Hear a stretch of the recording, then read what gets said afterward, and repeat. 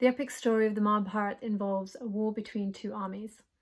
On one side is the righteous Pandavas, and on the other their cousins, led by Duryodhana, who is like the archetypal figure of selfishness, evil, and the destruction of morality.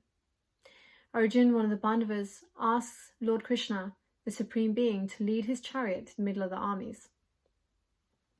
There he had what we would call a mental or emotional breakdown.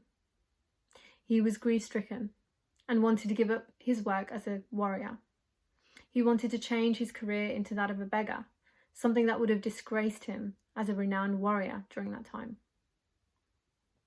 He didn't want to fight the opposing army because that would have meant killing his gurus, teachers, and family members who brought him up as a young boy.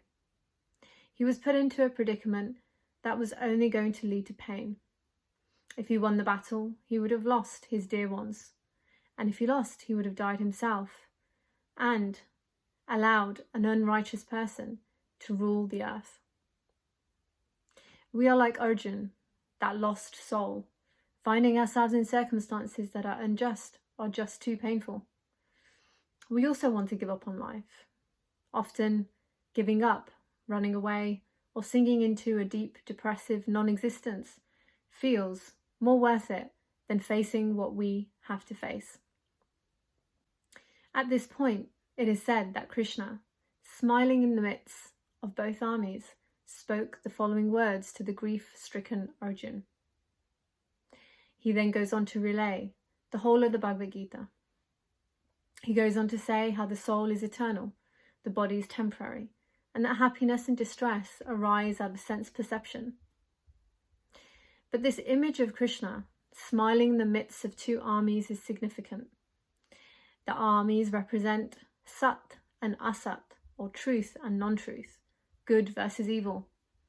We find ourselves often trapped between duality, two opposing states, sometimes happy, sometimes depressed.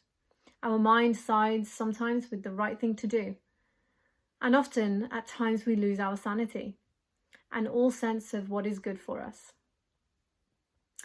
But when we take a step into transcendence, when we stand here on the side of divinity or Krishna, or what Krishna represents, the position to see beyond the external purview, the observer, the neutral, the meta position, the place that holds higher wisdom above all dualistic details, then we can perhaps also be able to smile, like Krishna, detached from the chaos that ensues because we are able to find peace in transcendence.